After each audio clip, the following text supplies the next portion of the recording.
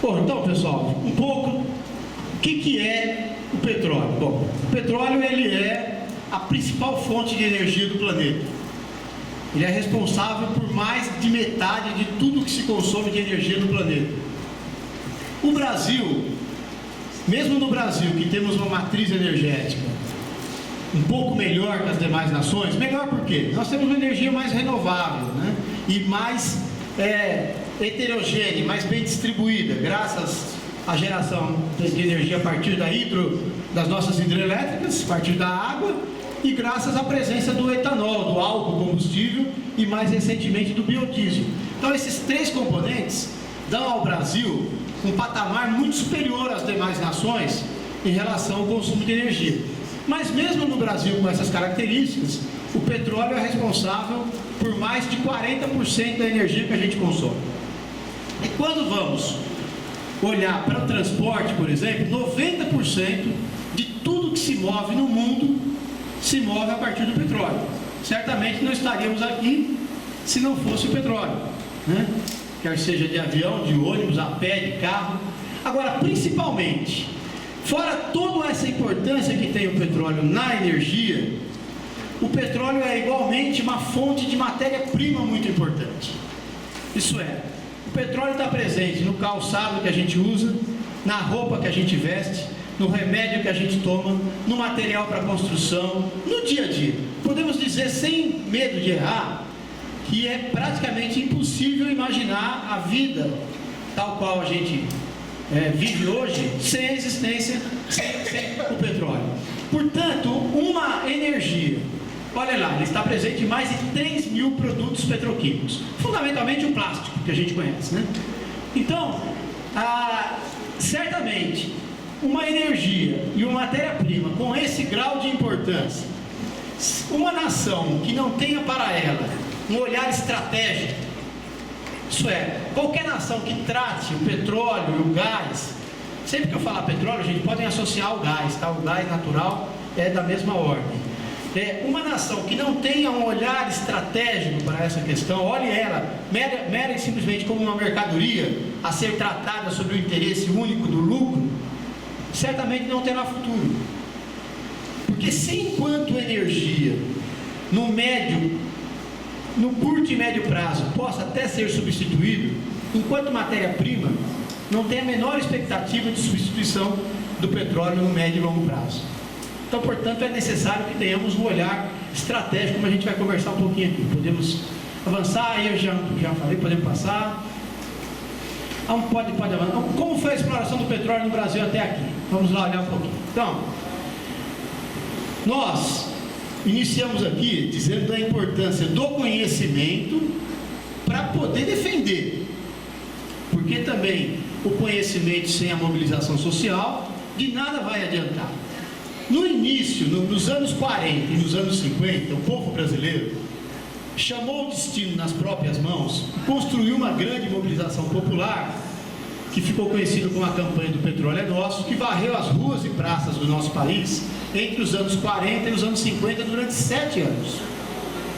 Aquela grande mobilização popular levou o presidente Vargas a sancionar a lei que estabelecia o controle do país sobre o petróleo, sobre a produção, a comercialização, o refino, a exportação, sobre tudo, e criou a Petrobras, a Lei 2004, que é um pouco que vocês estão vendo aqui. Essa lei, que era na época uma lei muito avançada, ela se inspirou na expropriação petroleira do México, que havia se dado em 1939, após a Revolução Mexicana de 1910, e depois a eleição de um presidente popular lá, o presidente Cárdenas.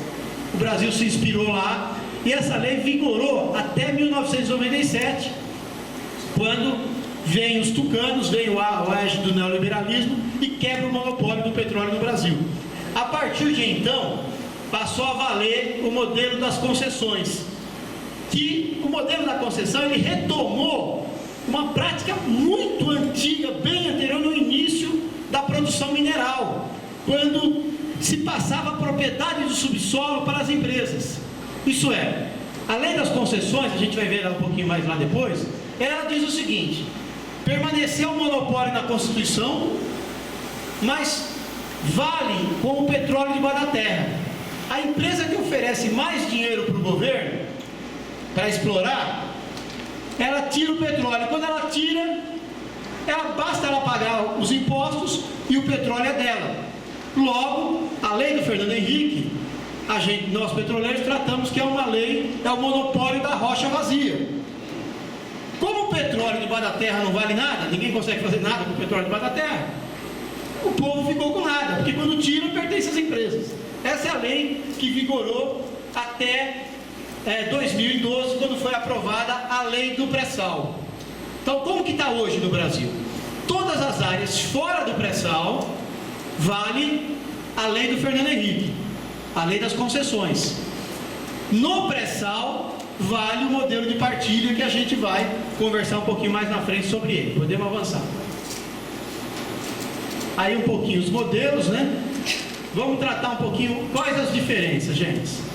No modelo de concessão, é o que eu falei, quando tirou, o petróleo pertence à empresa. No modelo de partilha, ganha a área a ser explorada a empresa ou o consórcio de empresas que oferecer uma parcela maior de óleo para o povo. Essa é que leva.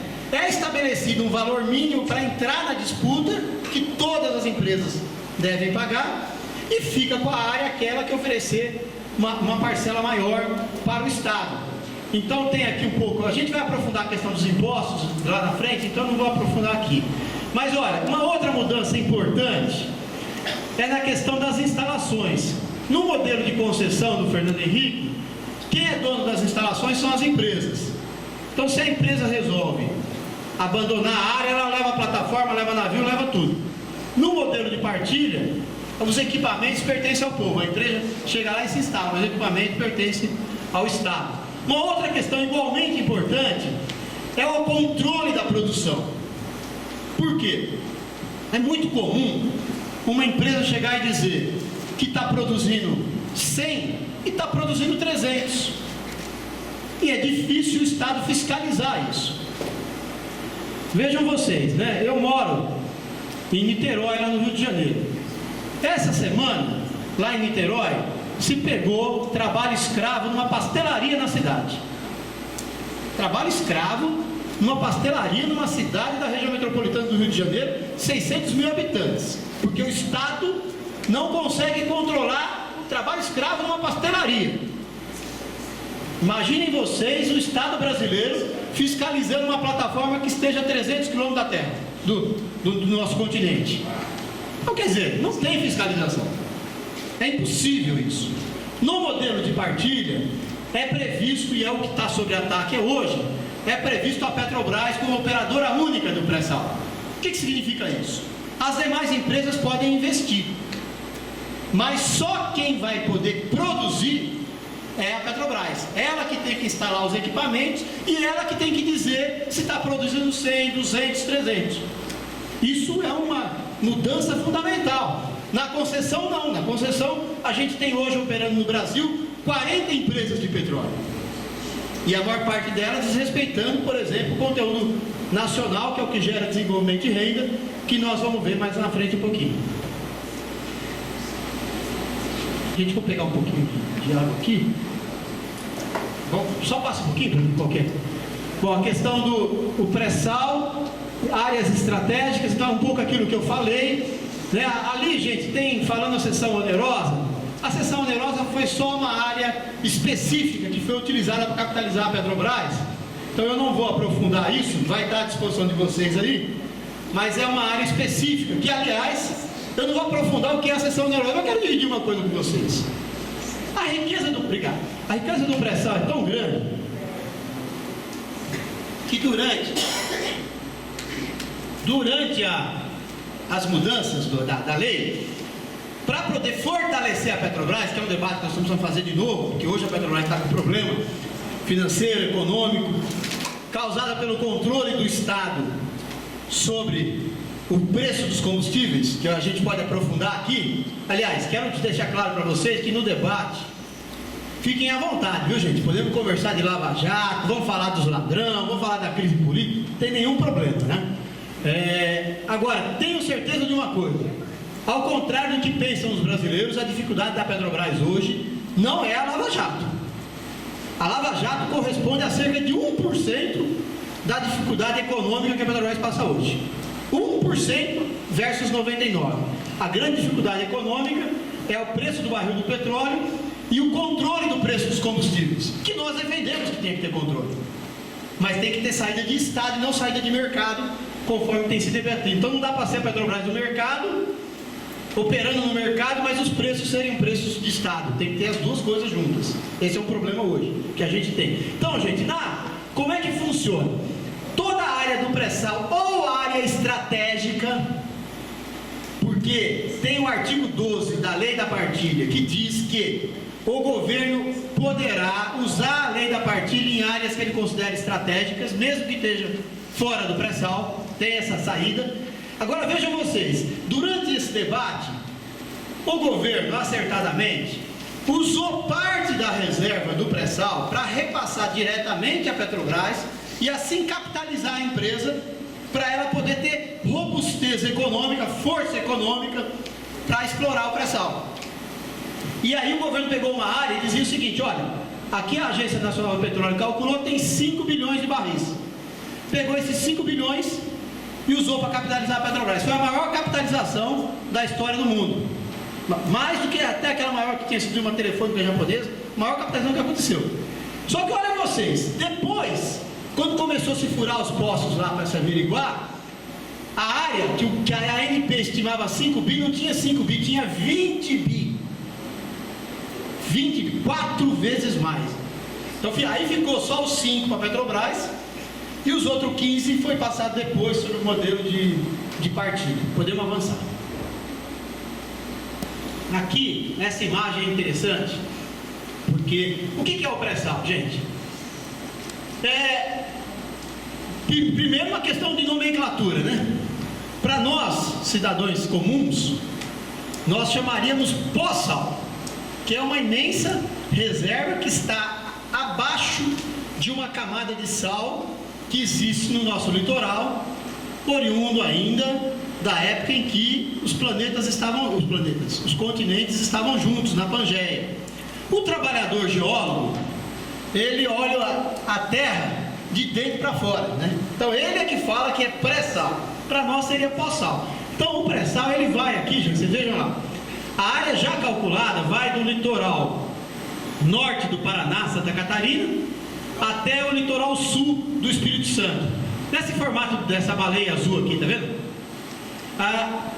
Tem cerca de 1.000 quilômetros de comprimento e 300 quilômetros de largura, dando o centro ali entre São Paulo e Rio de Janeiro. Podemos avançar. Essa imensa área, isso aí é a maior reserva de petróleo descoberta no mundo nos últimos 30 anos. Quando o governo anunciou isso, em 2006, dizia-se que era uma viagem do presidente Lula, né?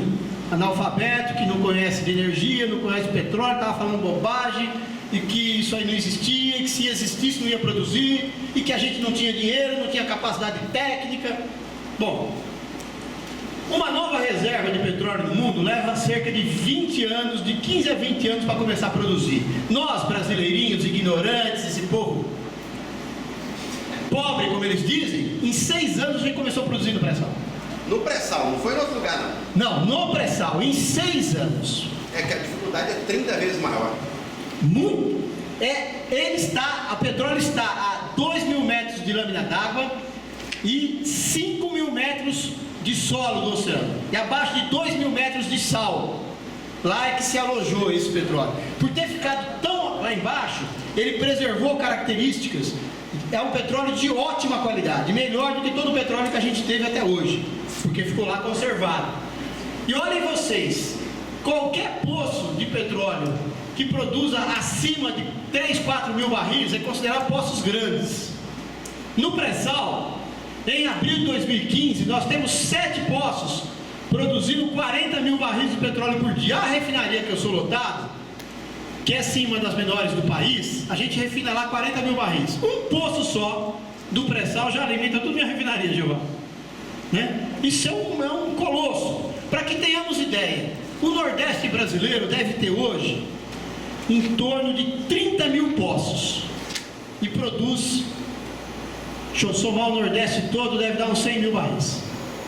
Um poço só do pré-sal, né, produz equivalente a 17 mil poços que tem na Bahia, por exemplo. Um só. Então é esse colosso que nós estamos falando assim, né? Então, cada vez se revela maior, melhor, de mais qualidade. Os pessimistas quando descobriu 100 bilhões de barris de petróleo. Os otimistas 300 bilhões. O Departamento de Energia da UERJ, lá no Rio de Janeiro, já reconheceu 176 bilhões de barris. Podemos avançar. Nós já temos contratado 40 bilhões de barris. Olhem aqui o que significa isso. Em 60 anos de Petrobras, nós chegamos a ser a 15ª reserva mundial, que já dava a gente uma boa condição. Com o pré-sal, olha lá onde a gente vai parar. Nós vamos ficar ali perto da Arábia Saudita, vamos estar entre as 3 maiores reservas do mundo.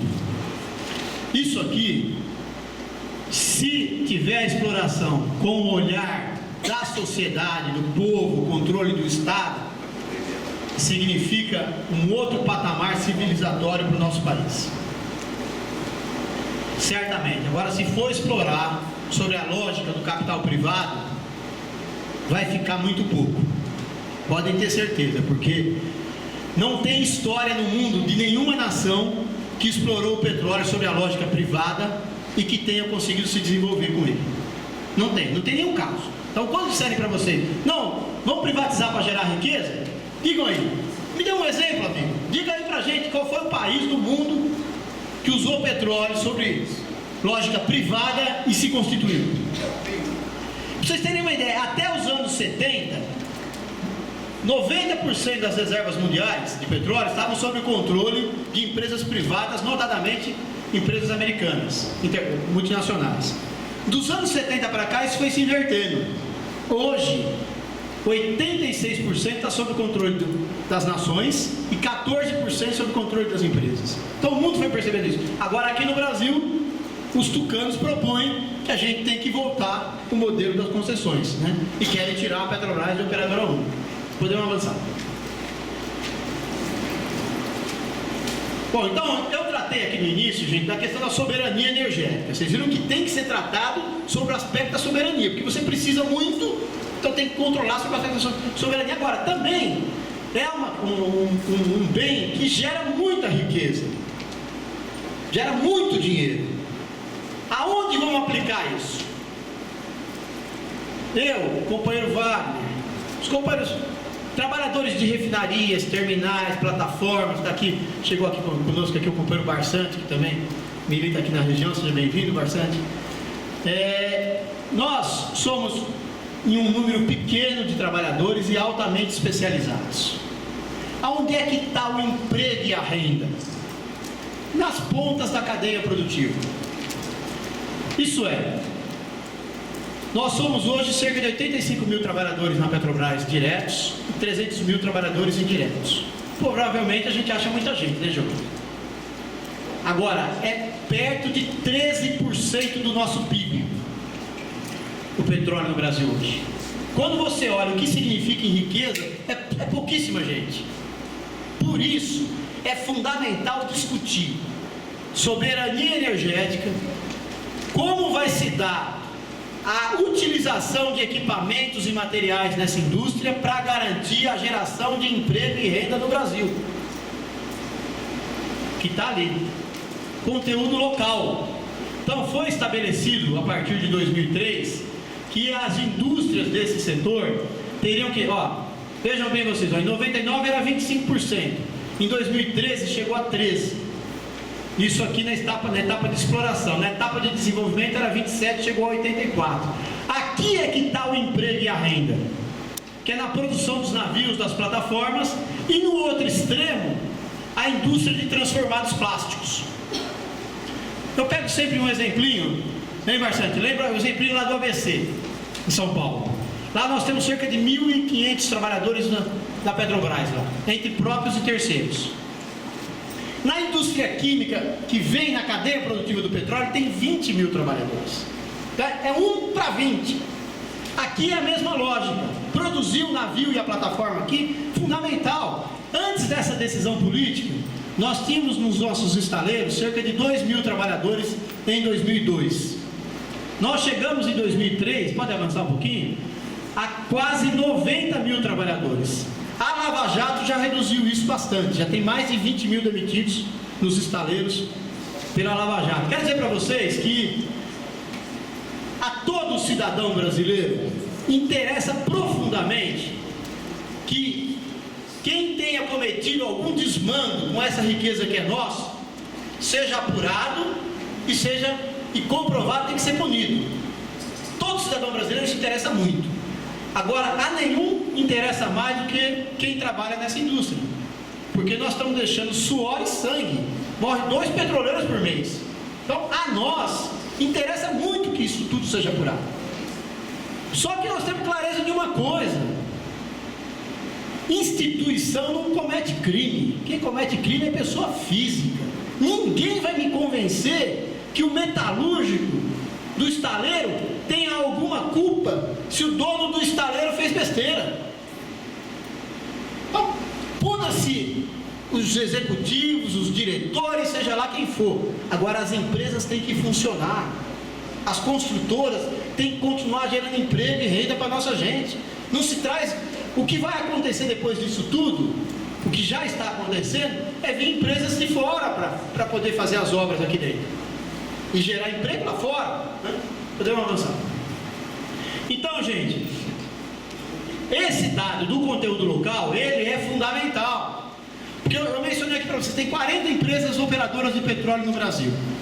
Nós temos cerca de 50 navios encomendados aos estaleiros brasileiros. Não tem nenhum navio encomendado pelos estrangeiros. Nenhum, apesar de ter 40 empresas. Só tem navios encomendados pela Petrobras. Isso vale nos outros quesitos também. Aí a gente fala um pouco dos investimentos. Hoje a Petrobras, ela é responsável por 20% de tudo que se investe no país, é responsável por 40% dos investimentos na indústria. Então a paralisação da Petrobras significa o Brasil regressar nos seus investimentos ao que éramos há 100 anos atrás. Podemos avançar.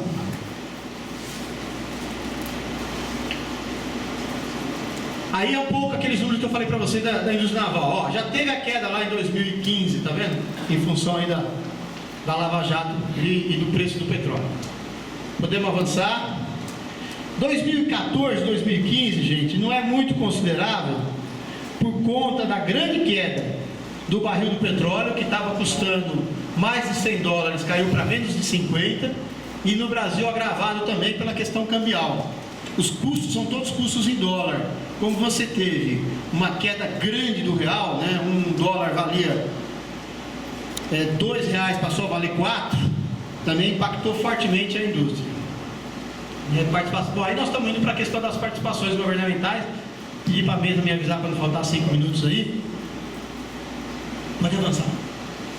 Então, junto com o debate da partilha, nós aprovamos, com a mobilização social, a destinação dos royalties do petróleo para a saúde e para a educação.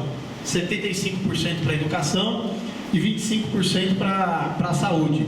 Também foi aprovada a utilização, até completar a previsão do PNE, foi aprovada a utilização de 50% do Fundo Social do Pré-Sal para a educação.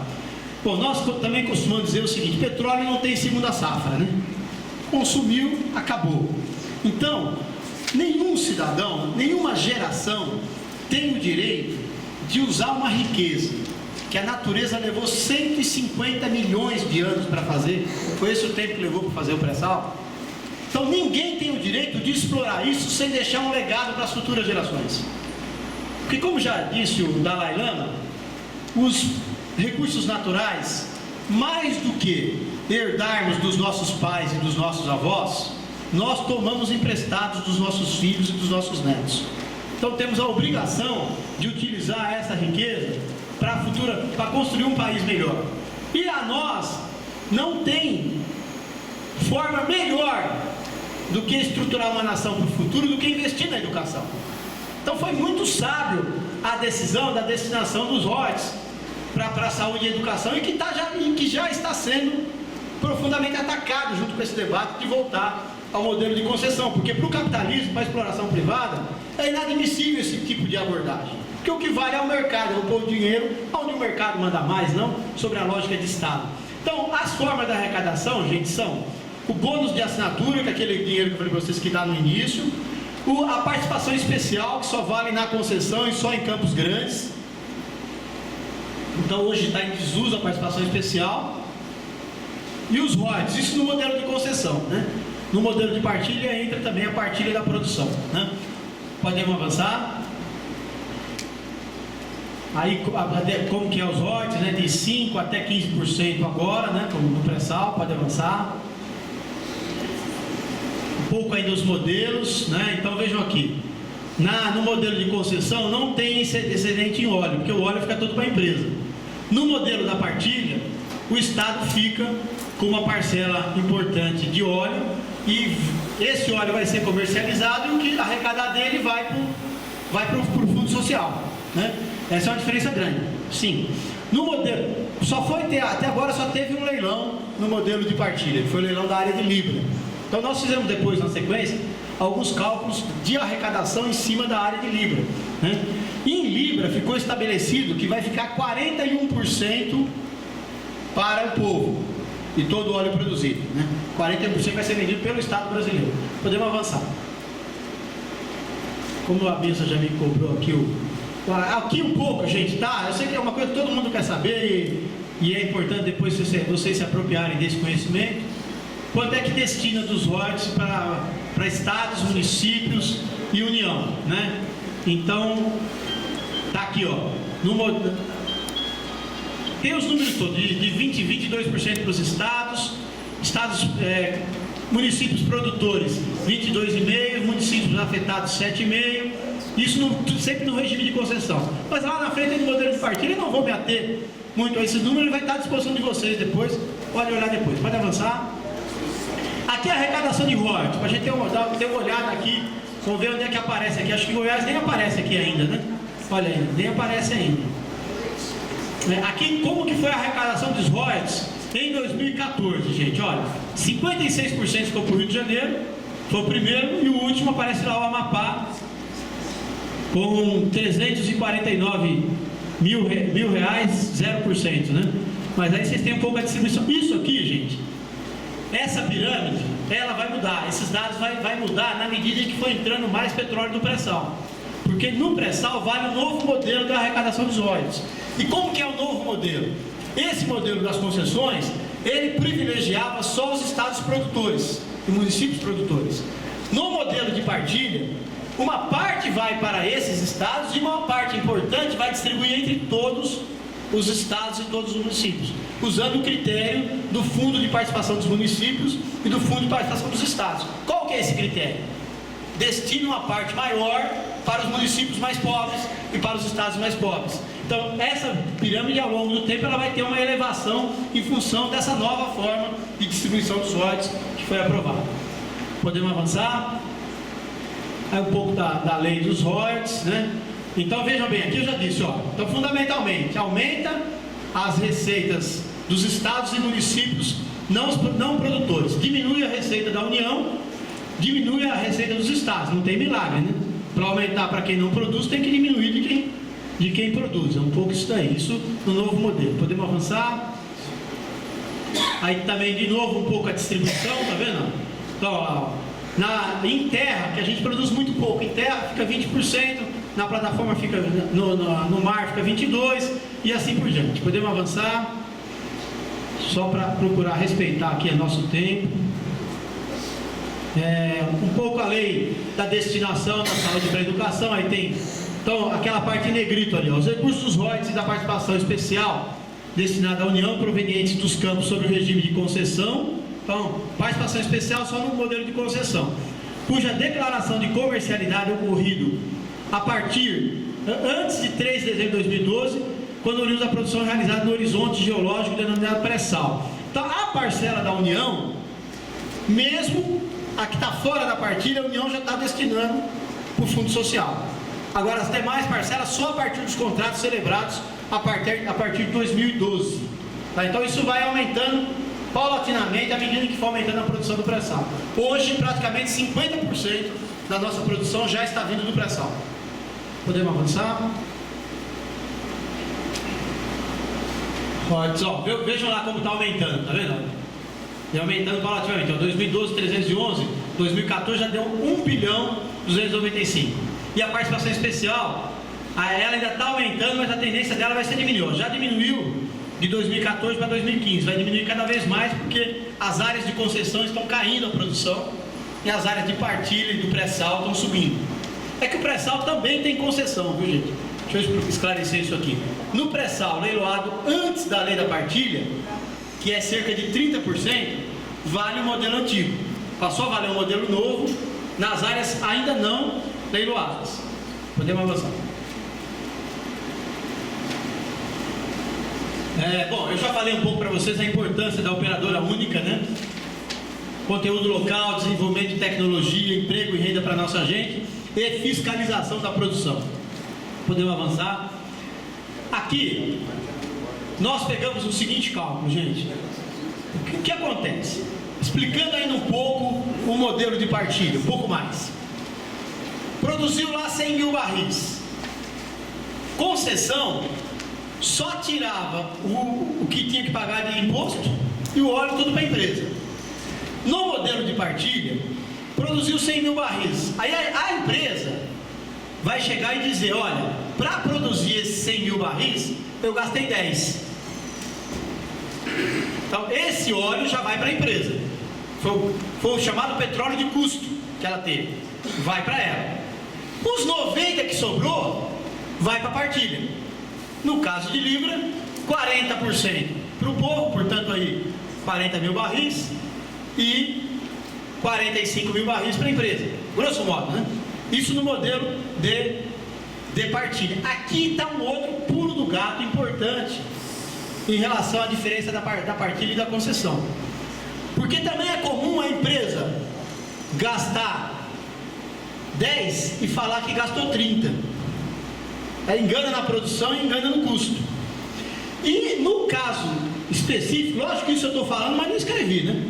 Eu tenho para escrever, tem que provar, né? Então, como eu não consigo, né? Mas no mundo do petróleo, todo mundo sabe disso. Que as empresas enganam na produção e enganam no custo. Agora aqui eu fiz um cálculo que as empresas já admitem. E qual o cálculo que eles já admitem? A Petrobras está dizendo para o Brasil o seguinte: eu produzo no pré-sal, eu extraio o petróleo do pré-sal a 9 dólares o barril. Eu vou cobrar do povo brasileiro 9 dólares para produzir o petróleo do pré-sal. As empresas multinacionais já disseram, eu não produzo por menos de 15. Já disseram, já avisaram. Por menos de 15 eu não vou. Então nós fizemos um cálculo em cima de Libra. O que significa em Libra esses números já admitidos pelas empresas? Significa esse dado que está aí para vocês verem. Então, se fosse conforme o senador Serra quer, isso é, a Petrobras com 0%, o Brasil arrecadaria em libras 900 bilhões em libra de royalties.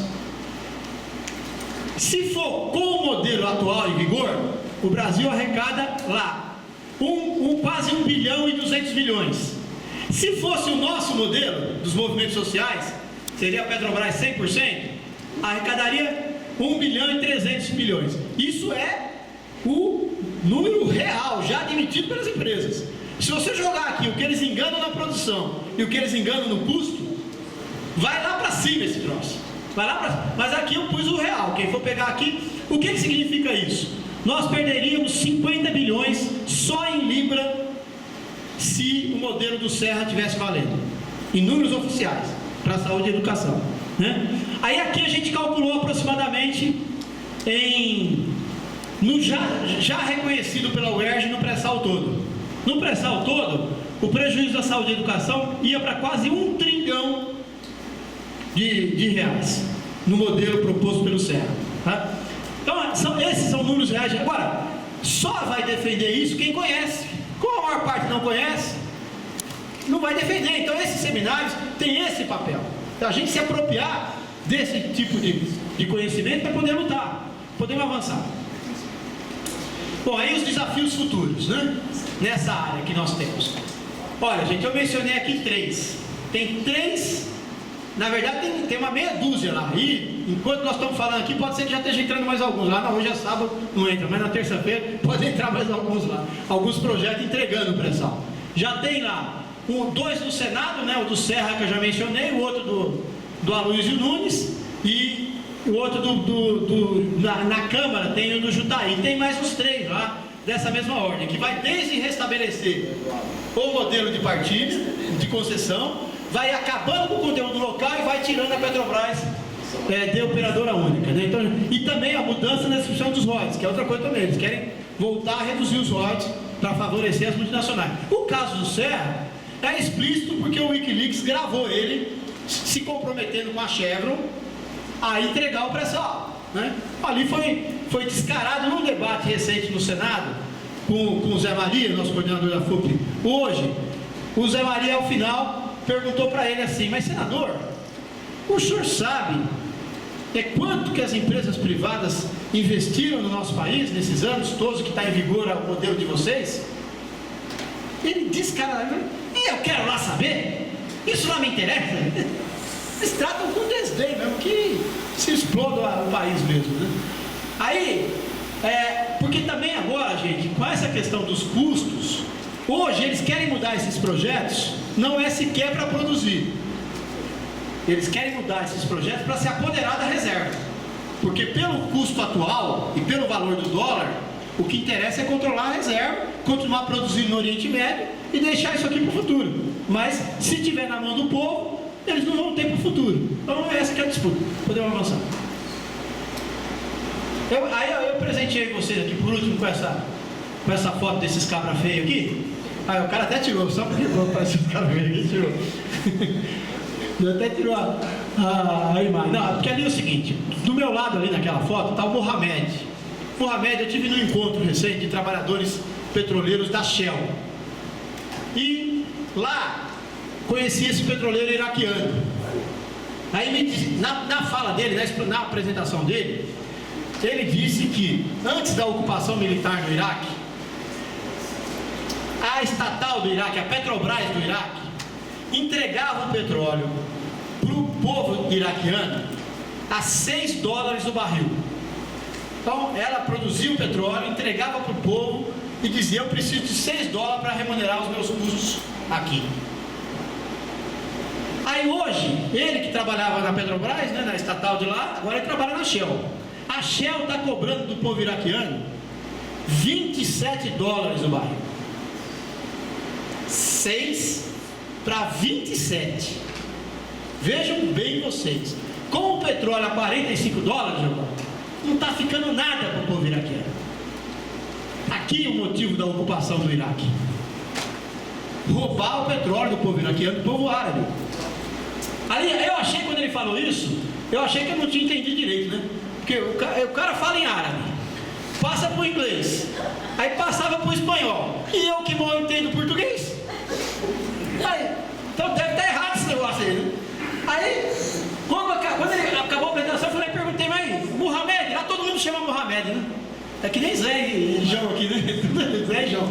Agora, Mohamed, rapaz, é isso mesmo? É 6 para 27? Mas como é que é isso? Aí ele confirmou. Aí quando acabou, eu fui lá falar com ele. Eu falei: ó, Mohamed, é isso aí mesmo. Aí foi o tradutor do lado lá, né? O cara aí chegou lá, ele traduz para o inglês, não adiantou nada, mas eu levei o tradutor junto lá. Podemos avançar, gente. Depois, gente, aqui, olha, eu estou encerrando aqui, mas queria lembrar vocês. A gente vivia, há quem compara o momento atual com 64, golpe militar de 64. Eu não comparo, eu comparo com o assédio ao Getúlio. E ontem eu estava vendo, só teve 2 vezes pedido de impeachment no Brasil. Uma vez ao Getúlio e uma vez ao Collor. E agora esse é o terceiro.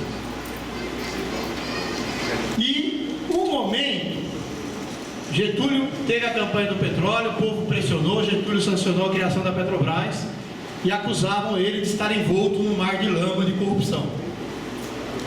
Aí na carta testamento do Getúlio, eu vou chegar aqui pertinho para ler aqui para vocês, está na carta testamento do Getúlio.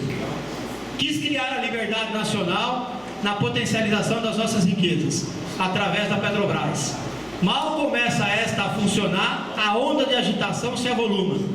A Eletrobras foi obstaculizada até o desespero. Não querem que o povo seja independente. Isso está na carta testamento de Getúlio, dialoga diretamente com o nosso seminário aqui, tanto no aspecto do petróleo quanto no aspecto da eletricidade. Aí eu dizia, em 54 nós não tínhamos recurso natural, não tinha petróleo. Contratamos aí um geólogo americano, Mr. Link, que veio aqui, andou o Brasil inteiro, depois chegou no final, falou para o Vargas assim: rapaz, esquece esse troço de petróleo, que aqui não tem petróleo. Tinha petróleo na Venezuela, tinha petróleo na Colômbia, no Equador, só nessa terra desgraçada aqui é que não tinha petróleo, dizia o Mr. Link, né? O nosso povo, quando não tinha petróleo, se mobilizou, se organizou nos chamados centros de estudos do petróleo. Não tinha praticamente um município no nosso país que não tinha um povo igual a nós assim, lá estudando a questão do petróleo. Isso levou aqui. Não tínhamos tecnologia, tínhamos nada de tecnologia, não tínhamos dinheiro, e os nossos pais e avós tomaram as ruas e praças e garantiram que essa indústria fosse voltada para a nossa gente. Será possível que nós brasileiros em 2015, a gente tem tudo isso? Hoje a gente tem um ente econômico que é a Petrobras, hoje a gente tem tecnologia, tem trabalhadores capacitados e temos reservas, e temos problema para resolver. Será possível que a gente não consegue imitar os nossos pais e os nossos avós? Eu aposto, e a plataforma aposta, que nós temos sim a possibilidade de garantir o pré-sal para o controle do povo brasileiro. Muito obrigado.